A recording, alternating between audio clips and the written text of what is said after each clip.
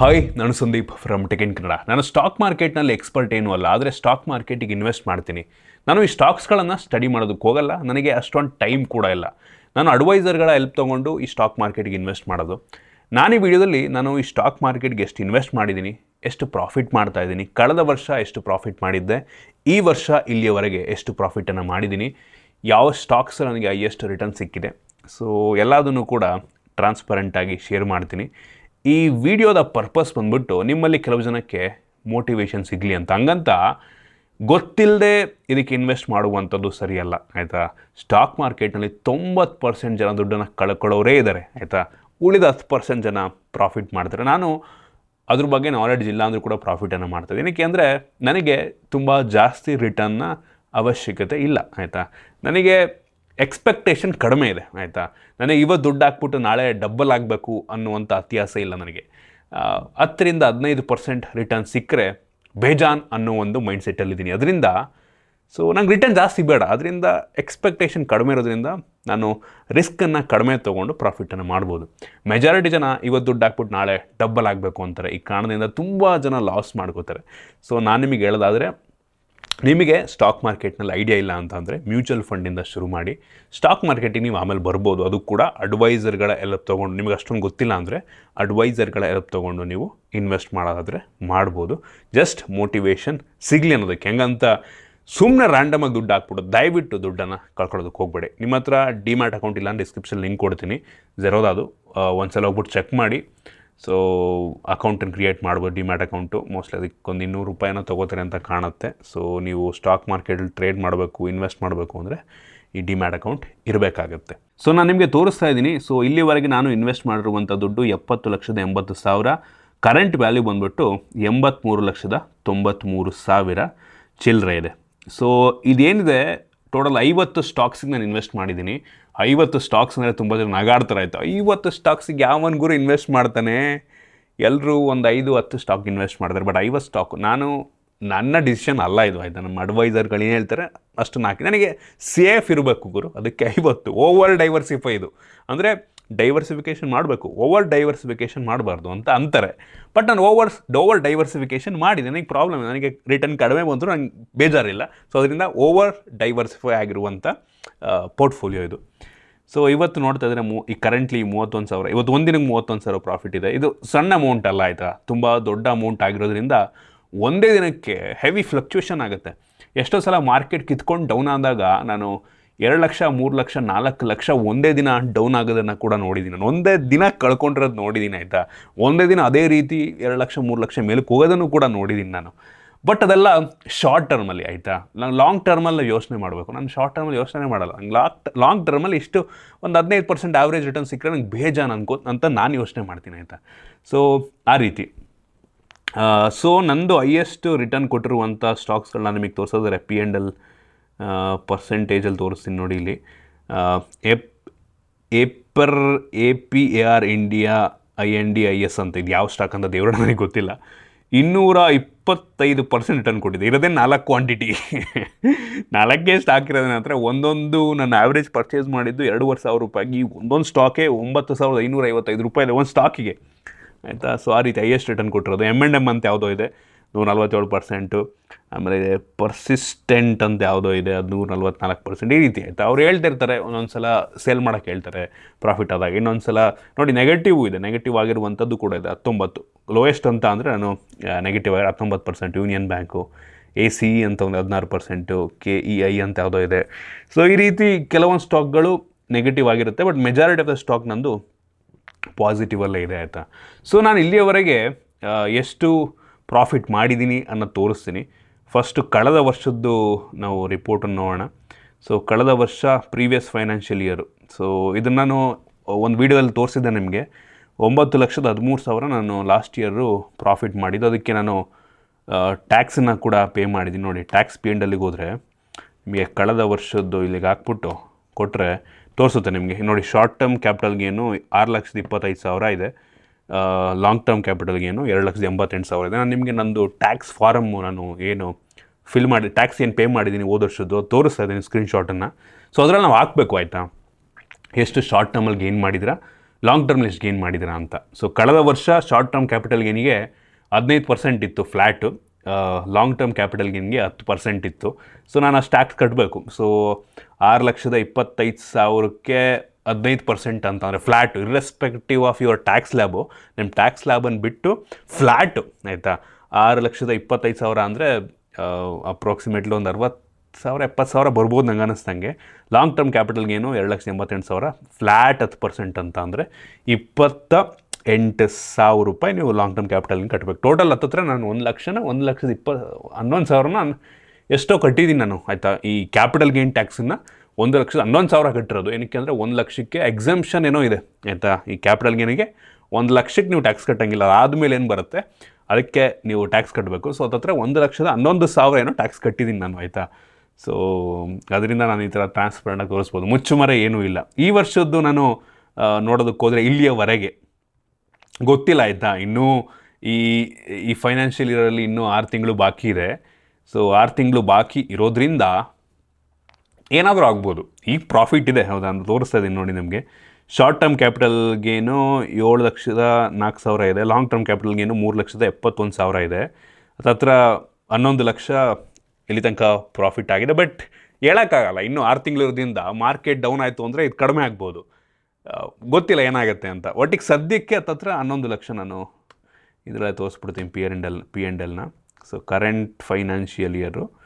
So ನೀವು ನೋಡಿದ್ರೆ ನೋಡಿ, ನಾನು ಇಷ್ಟು ಟ್ರೇಡ್ ತೊಗೊಂಡಿರೋದು ಅಂದರೆ ಅವ್ರು ಹೇಳ್ದಾಗ ಏನೇನು ಬೇಕು ಆ ಟ್ರೇಡ್ ತೊಗೊಂಡಿರೋದು, ಯಾವುದ್ರಲ್ಲೂ ಕೂಡ ನಂದು ನೆಗೆಟಿವ್ ಆಗಿಲ್ಲ, ಎಲ್ಲ ಪಾಸಿಟಿವ್ ಇದೆ. ರಿಯಲೈಸ್ಡ್ ಬಿ ಆ್ಯಂಡ್ ಎಲ್ ಬಂದುಬಿಟ್ಟು 11,11,000, ಚಾರ್ಜಸ್ಸು ಗೌರ್ಮೆಂಟಿಗೆ ಕಟ್ಟಿರೋದು 12,00,000. ಆಮೇಲೆ net realised B and 10,97,000. So ಇಲ್ಲಿಯವರೆಗೆ 6 ತಿಂಗಳಿಗೆ ನಾಟ್ ಬ್ಯಾಡ್ ಗುರು. 6 ತಿಂಗಳಿಗೆ 11 ಲಕ್ಷ ಪ್ರಾಫಿಟ್ಟು. ಇದೇ ಇದರಲ್ಲಿ ಕಂಟಿನ್ಯೂ ಆಯಿತು ಅಂದರೆ ಈ ಲೆಕ್ಕದಲ್ಲಿ ಅಟ್ಲೀಸ್ಟ್ ಒಂದು 20 ಲಕ್ಷನಾರ ಮಾಡಬೇಕು. ಬಟ್ ಹೇಳೋಕ್ಕಾಗಲ್ಲ, ಯಾರಿಗೆ ಗೊತ್ತು. ಮಾರ್ಕೆಟು ಕಳೆದ 6 ತಿಂಗಳಿಂದ ಹಂಗೆ ಚೆನ್ನಾಗಿ ಹೋಗ್ತಾ ಇದೆ, ಮೇಲಕ್ಕೆ ಹೋಗ್ತಾ ಇದೆ. ಯಾವನಿಗೆ ಗೊತ್ತು ಎಲ್ಲಿ ಹೊಡ್ಸ್ಕೊಳತ್ತೆ ಅಂತ. ಈಗ ಮೊನ್ನೆ ಬೇರೆ ಯಾವುದೋ ವಾರ್ ಶುರುವಾಗಿದೆ, ಇರಾನು ಇಸ್ರೇಲ್ದು. ಸೊ ಅದರಿಂದ ಮಾರ್ಕೆಟ್ ಮೊನ್ನೆ ಸ್ವಲ್ಪ ಫ್ಲಕ್ಚುಯೇಟ್ ಆಯಿತು, ನಾನು ಕಿತ್ಕೊಂಡು ಕೆಳಗೆ ಬಿದ್ದೋಗಿತ್ತು. ಹೇಳೋಕ್ಕಾಗಲ್ಲ, ಮುಂದಿನ 6 ತಿಂಗಳಲ್ಲಿ ಏನು ಬೇಕಾದ್ರೆ ಆಗ್ಬೋದು. ಮತ್ತೊಮ್ಮೆ ತೋರಿಸ್ತೀನಿ, ಇದು ಪ್ರೀವಿಯಸ್ ಫೈನಾನ್ಷಿಯಲ್ ಇಯರ್ ಇದು. ನಾನು ಇದ್ರ ಬಗ್ಗೆ ವೀಡಿಯೋ ಕೂಡ ಮಾಡಿದ್ದೆ, ತೋರಿಸಿದ್ದೆ ನಾನು ನಿಮಗೆ. ಸೊ ನೋಡಿದ್ದೀರಾ, 9,03,000 ಇದು ಕಾಲಲ್ಲಿ ಟ್ಯಾಕ್ಸ್ ಕಟ್ಟಿದ್ದೀನಿ ನಾನು. ಸೊ ನೆಕ್ಸ್ಟ್ ವರ್ಷ ಏನಾದರೂ ನನಗೆ ಇಷ್ಟು ಕರೆಂಟ್ ಫೈನಾನ್ಷಿಯಲ್ ಇಯರ್ ಈಗ ಏನು ತೋರಿಸ್ತೀನಿ, ಇಷ್ಟೇ ಏನಾದರೂ ಇತ್ತು ಅಂದರೆ ನಾನು ಇದಕ್ಕೆ ಫ್ಲ್ಯಾಟ್. ಈ ವರ್ಷ long term short term capital ಗೇನಿಗೆ ಟ್ಯಾಕ್ಸ್ ಜಾಸ್ತಿ ಮಾಡಿದಾರಪ್ಪ ಈ ಹೊಸ ಬಡ್ಜೆಟ್ನಲ್ಲಿ. ಮುಂಚೆ 10% ಇದ್ದಂಥ ಲಾಂಗ್ ಟರ್ಮ್ ಕ್ಯಾಪಿಟಲ್ ಗೇನು 12.5% ಮಾಡವ್ರೆ. ಮತ್ತು ಶಾರ್ಟ್ ಟರ್ಮ್ ಕ್ಯಾಪಿಟಲ್ ಗೇನು ಹೋದ ವರ್ಷ ಎಲ್ಲ 15% ಇತ್ತು, ಈ ವರ್ಷ 20% ಮಾಡವ್ರೆ. ಹೆವಿ ಕಿತ್ಕೊಂಡು ದುಡ್ಡು ಹೋಗುತ್ತೆ, ಏನು ಮಾಡೋಕ್ಕಾಗಲ್ಲ ಆಯಿತಾ. ಸ್ಟಾಕ್ ಮಾರ್ಕೆಟ್ ದುಡ್ಡು ಮಾಡ್ತೀವಿ ಅಂದರೆ ಏನು ಮಾಡೋಕ್ಕಾಗಲ್ಲ. ಈ ಕಡೆ ನಾವು ಇನ್ಕಮ್ ಟ್ಯಾಕ್ಸ್ನ ಕಟ್ಟಬೇಕು, ಬಂದಿದ್ದ ದುಡ್ಡನ್ನು ನಾವು ಇನ್ವೆಸ್ಟ್ ಮಾಡಿದ್ರೆ ಅದಕ್ಕೂ ಟ್ಯಾಕ್ಸ್ ಕಟ್ಟಬೇಕು, ಹಂಗಾಗ್ಬಿಟ್ಟಿದೆ, ಏನು ಮಾಡೋಕ್ಕಾಗಲ್ಲ. ಸೊ ಇಲ್ಲಿಯವರೆಗೆ 11 ಲಕ್ಷ ಇದೆ. ಇದು ನನ್ನ ಇನ್ವೆಸ್ಟ್ಮೆಂಟಿಗೆ ಕಡಿಮೆ ಅಂತ ತುಂಬ ಜನ ಅನ್ಬೋದು ಆಯಿತಾ. ನೀನು ಅಷ್ಟು ಇನ್ವೆಸ್ಟ್ ಮಾಡಿದೆ, ಬರೀ 11 ಲಕ್ಷ ಗುರು ಅಂತ ಅನ್ಬೋದು. ಬಟ್ ನನಗೆ ಸಾಕು ಗುರು, ನನಗೆ ಸ್ಯಾಟಿಸ್ಫ್ಯಾಕ್ಷನ್ ಇದೆ, ನನಗೆ ತುಂಬ ಜಾಸ್ತಿ ಎಕ್ಸ್ಪೆಕ್ಟೇಷನ್ ಇಲ್ಲ. ಕೆಲವು ಜನ ಇಷ್ಟೇ ಇನ್ವೆಸ್ಟ್ಮೆಂಟಲ್ಲಿ 50 ಲಕ್ಷ ಮಾಡಿರೋರು ಇದ್ದಾರೆ, ತುಂಬ ಜನ ನೋಡ್ತಾ ಇರ್ತೀನಿ ಯೂಟ್ಯೂಬಲ್ಲಿ. ಅವರೆಲ್ಲ ಫ್ಯೂಚರ್ ಆ್ಯಂಡ್ ಆಪ್ಷನ್ಸ್ ಮಾಡ್ತಾರೆ. ನಾನು ಫ್ಯೂಚರ್ ಆ್ಯಂಡ್ ಆಪ್ಷನ್ಸ್ ನನಗೆ ಗೊತ್ತೇ ಇಲ್ಲ, ನಂಗೆ ಹೇಳ್ತೀನಿ, ನಂಗೆ ಸ್ಟಾಕ್ ಮಾರ್ಕೆಟ್ ಬಗ್ಗೆನೇ ಐಡಿಯಲ್ಲ. ಇನ್ನು F&O ಓದ್ರಿ ನೀವು, F&O ನಾನು ಮಾಡೇ ಇಲ್ಲ ನನ್ನ ಲೈಫಲ್ಲಿ ಒಂದಿನೂ. ಸೊ ಈ ರೀತಿ ನಾನು ಹೇಳಿದ್ನಲ್ಲ, ನಮ್ಮ ಅಡ್ವೈಸರ್ ಏನು ಹೇಳ್ತಾರೆ ಅದು ಕೇಳ್ಕೊಂಬಿಟ್ಟು ಇನ್ವೆಸ್ಟ್ ಮಾಡ್ತೀನಿ. ಅವ್ರಿಗೆ ಪೇ ಮಾಡ್ತೀನಿ ನಾನು ಇಷ್ಟು ಅಂತ. ಅವರಿಗೆ ಆ್ಯನ್ಯುವಲಿ ಪ್ಲ್ಯಾನ್ ಇರುತ್ತೆ ಅವ್ರದ್ದು, ಇಷ್ಟು ವರ್ಷಕ್ಕೆ ಇಷ್ಟು ಅಂತ ಫಿಕ್ಸ್ಡ್ ಪ್ಲ್ಯಾನು. ಅದೇನು ಹೆವಿ ಜಾಸ್ತಿ ಇರಲ್ಲ ಆಯಿತಾ. ಸ್ಮಾಲ್ ಕೇಸ್ ಥ್ರೂ ಇನ್ವೆಸ್ಟ್ ಮಾಡೋದು ನಾನು. ಅಲ್ಲೇ ಅಡ್ವೈಸರ್ಗಳು ಸಿಗ್ತಾರೆ ನಿಮಗೆ ಬೇಜಾನ್ ಜನ. ಸೊ ಅದಕ್ಕೆ ಏನೊಂದು 10,000 ರೂಪಾಯಿ ಆಗುತ್ತೆ ನಾನು. ಸೊ ಅಲ್ಲಿ ಅವ್ರು ಏನು ಹೇಳ್ತಾರೋ ಅದನ್ನು ಮಾಡ್ಕೊಂಡು ಹೋಗೋದು, ಒಂದು ಕ್ಲಿಕ್ಕಲ್ಲಿ ಪಟ್ ಅಂತ ಎಕ್ಸಿಕ್ಯೂಟ್ ಆಗಿ ಹೋಗುತ್ತೆ. ಸೊ ಒಂದು ಸ್ಯಾಟಿಸ್ಫ್ಯಾಕ್ಷನ್ ಇದೆ ಗುರಪ್ಪ. ಆದರೂ ನಾನು ಇನ್ವೆಸ್ಟ್ ಮಾಡ್ತಾಯಿದ್ದೀನಿ, ಪ್ರಾಫಿಟ್ ಮಾಡ್ತಾಯಿದ್ದೀನಿ. ಓಕೆ, ಗೊತ್ತಿಲ್ಲ ಫ್ಯೂಚರ್ ಹೆಂಗಿರುತ್ತೆ ಗೊತ್ತಿಲ್ಲ. ಯೂಶ್ವಲಿ ಸ್ಟಾಕ್ಸ್ ನಮ್ದು ಇನ್ನೂ ಗ್ರೋಯಿಂಗ್ ಮಾರ್ಕೆಟ್ ಆಯಿತಾ ನಮ್ಮದು. ಸೊ ಅದರಿಂದ ಒಂದು ನಂಬಿಕೆ ಇದೆ, ಎಲ್ಲ ನಡೀತಾ ಇರೋದೇ ನಂಬಿಕೆನಲ್ಲಿ, ಏನು ಮಾಡೋಕ್ಕಾಗಲ್ಲ. ಹೇಳ್ತಾ ಇರ್ತೀನಿ ನಾನು, ಈ ಬ್ಯಾಂಕ್ಸ್ಗಳು ನಾವು ಸೇಫ್ ಅಂತ ಅಂದರೆ ಸುಳ್ಳದು. ಯಾವ ಬ್ಯಾಂಕು ಸೇಫ್ ಅಲ್ಲ. ನಾವು ತುಂಬ ಜನ ಅನ್ಕೋತೀವಿ ಬ್ಯಾಂಕಲ್ಲಿ ಇಟ್ಬಿಟ್ರೆ ಸೇಫ್ ಆಗಿದೆ, ಎಂಥದ್ದು ಇಲ್ಲ. ಗೌರ್ಮೆಂಟ್ನವರು ನಿಮಗೆ ಬ್ಯಾಂಕಲ್ಲಿ ನೀವು FD ಇಟ್ಟರೆ ಅಥವಾ ನಿಮ್ಮ ಸೇವಿಂಗ್ಸ್ ಅಕೌಂಟಲ್ಲಿದ್ದರೆ ಬರೀ 5 ಲಕ್ಷಕ್ಕೆ ಮಾತ್ರ ಶ್ಯೂರಿಟಿ ಕೊಡೋದು. 5 ಲಕ್ಷಕ್ಕೆ ಅವ್ರು ಗ್ಯಾರಂಟಿ ಕೊಡ್ತಾರೆ. ಏನಾದರೂ ಬ್ಯಾಂಕ್ ಮುಳುಗಡೆ ಆಯಿತು ಅಂದರೆ ಅಥವಾ ಬ್ಯಾಂಕನ್ನ ಯಾರು ಕದ್ದುಬಿಟ್ರು ಅಂದರೆ ಏನೋ ಆಯಿತು ಅಂದರೆ ನಿಮಗೆ ಗೌರ್ಮೆಂಟ್ನವ್ರು ಬರೀ 5 ಲಕ್ಷ ಮಾತ್ರ ಕಾಂಪನ್ಸೇಷನ್ ಕೊಡೋದು, ನೀವು ಬ್ಯಾಂಕು ಸೇಫ್ ಅಂದ್ಕೊಂಡಿದ್ರೆ 100% ಸುಳ್ಳು, ಆಯಿತಾ. ಯಾವುದು ಸೇಫಲ್ಲ, ಎಲ್ಲ ನಂಬಿಕೆ ಮೇಲೆ ನಡೀತಾ ಇದೆ. ಸೊ ಈ ಸ್ಟಾಕ್ ಮಾರ್ಕೆಟ್ ಕೂಡ ಹಾಗೇ. ಸೊ ತಲೆ ಕೆಡಿಸ್ಕೊಳ್ಳೋಂಥ ಅವಶ್ಯಕತೆ ಇಲ್ಲ. ಹೌದು, ನಿಮ್ಮ ವೆಲ್ತನ್ನು ಗ್ರೋ ಮಾಡೋದಕ್ಕೆ ಒಂದು ಮುಖ್ಯವಾದಂಥ ದಾರಿ ಈ ಒಂದು ಸ್ಟಾಕ್ ಮಾರ್ಕೆಟು.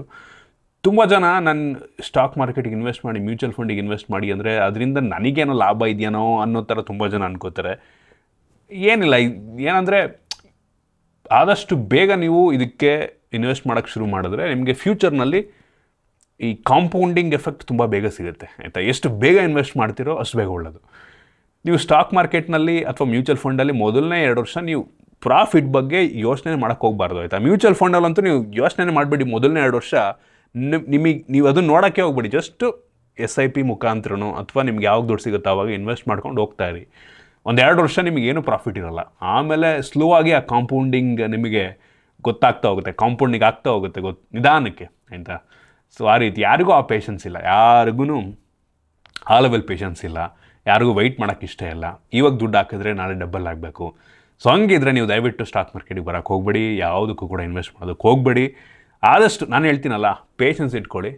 ನಿಮಗೆ ಅದು ಎಫೆಕ್ಟ್ ಇದೆ ಅಲ್ವಾ, ಆ ಕಾಂಪೌಂಡಿಂಗ್ ಎಫೆಕ್ಟ್ ಆಗೋದಕ್ಕೆ ಬೇಜಾನ್ ಟೈಮ್ ತೊಗೊಳುತ್ತೆ. 10 ವರ್ಷ 15 ವರ್ಷ ಅದೇ ಪ್ಲ್ಯಾನು, ಆಯಿತಾ. ಹಂಗಂತ ನಿಮ್ದು ಇರೋ ಬರೋ ದುಡ್ಡನ್ನೆಲ್ಲ ಈ ಸ್ಟಾಕ್ ಮಾರ್ಕೆಟಿಗೆ ಇನ್ವೆಸ್ಟ್ ಮಾಡಬೇಕು ಅಂತನೂ ಅಲ್ಲ, ಆಯಿತಾ. ನೀವು ನಿಮ್ಮ ಲೈಫಲ್ಲಿ ನೀವೇನು ಖರ್ಚು ಮಾಡಬೇಕು ಅಂದ್ಕೊಂಡಿದ್ದೀರಾ, ಏನನ್ನು ಅನುಭವಿಸ್ಬೇಕು ಅಂತ ಅಂದ್ಕೊಂಡಿದ್ದೀರಾ, ಅದಕ್ಕೆ ಯಾವುದೇ ಕಾಂಪ್ರಮೈಸ್ ಮಾಡೋದ ರೀತಿ ಉಳಿದ ದುಡ್ಡನ್ನು ನೀವು ಇನ್ವೆಸ್ಟ್ ಮಾಡಿದ್ರೂ ಸಾಕು, ಆಯಿತಾ. ಇರೋ ಬರೋ ದುಡ್ಡೆಲ್ಲ ಇನ್ವೆಸ್ಟ್ ಮಾಡೋದು ನೋ. ನಿಮ್ಮ ಖುಷಿಯನ್ನು ನೀವು ಸ್ಯಾಕ್ರಿಫೈಸ್ ಮಾಡಿ ಸ್ಟಾಕ್ ಮಾರ್ಕೆಟ್ಗೆ ಇನ್ವೆಸ್ಟ್ ಮಾಡೋಕ್ಕೆ ಹೋಗ್ಬೇಡಿ. ನಿಮ್ಮ ಅವಶ್ಯಕತೆ ನೀಡ್ಸ್ ಏನಿದೆ ಎಲ್ಲದನ್ನು ನೀವು ಖರ್ಚು ಮಾಡಿಕೊಂಡು ಉಳಿದಿದ್ದನ್ನು ಇನ್ವೆಸ್ಟ್ ಮಾಡಿ ಸಾಕು, ಆಯಿತಾ. ಎಷ್ಟೋ ಸಲ ಹೆಂಗಾಗುತ್ತೆ ಅಂದರೆ ನಾವು ಎಲ್ಲ ಫುಲ್ ಕೂಡಾಕ್ತಾ ಇರ್ತೀವಿ, ಒಂದಿನ ನಾವೇ ಇಲ್ದಂಗೆ ಆಗ್ಬಿಡುತ್ತೆ, ಅನುಭವಿಸೋಕ್ಕೆ ನಾವೇ ಇಲ್ದಂಗೆ ಆಗ್ಬಿಡುತ್ತೆ. ಸೊ ಆ ರೀತಿ ಅಲ್ಲ, ಆ ರೀತಿ ಮಾಡೋಕ್ಕೆ ಹೋಗ್ಬಾರ್ದು. ಇರಬೇಕು ಫ್ಯೂಚರ್ನಲ್ಲಿ, ಯಾರಿಗೆ ಗೊತ್ತು. ಮೊನ್ನೆ ಕಲಾ ಮಾಧ್ಯಮದಲ್ಲಿ ಒಂದು ಇಂಟರ್ವ್ಯೂ ನೋಡ್ತಾ ಇದ್ದೆ. ಅವರು ಪ್ರೊಫೆಸರು ಕಂಪ್ಯೂಟರ್ ಸೈನ್ಸಲ್ಲಿ ಅಮೇರಿಕಾದಲ್ಲಿ ದೊಡ್ಡ ದೊಡ್ಡ ಯೂನಿವರ್ಸಿಟಿಗಳಲ್ಲೆಲ್ಲ ಕೆಲಸ ಮಾಡ್ರು. ಅವ್ರದ್ದು ಒಂದು ಇಂಟರ್ವ್ಯೂ ಬಂತು ಮೊನ್ನೆ. ಅವ್ರ ಹತ್ರ 100 ಕೋಟಿ ದುಡ್ಡಿದೆಯಂತೆ, 1000 ಕೋಟಿ 100 ಕೋಟಿ ಬೇಜಾನ್ ದುಡ್ಡಿದೆಯಂತೆ. ಬಟ್ ಅವ್ರ ವೈಫ್ ರೀಸೆಂಟಾಗಿ ಎಕ್ಸ್ಪೈರ್ ಆಗಿದ್ದಾರೆ. ಅವ್ರ ಮಾತು ಕೇಳ್ತಿರ್ಬೇಕಾರೆ ಅನ್ನಿಸ್ತೈತಿ, ಅಲ್ಲ ಗುರು ಇಷ್ಟೊಂದೆಲ್ಲ ದುಡ್ಡಿದೆ ಅವ್ರ ಹತ್ರ, ಬಟ್ ಅವ್ರಿಗೆ ಅನುಭವಿಸೋಕ್ಕೆ ಏಜೂ ಇಲ್ಲ. ಈಗ ಸುತ್ತಮುತ್ತ ಜನಗಳು ಇಲ್ಲ, ಅವ್ರ ಸುತ್ತಮುತ್ತ ಏನು ದುಡ್ಡಿದ್ರೆ ಏನು ಉಪಯೋಗ ಆಯಿತು.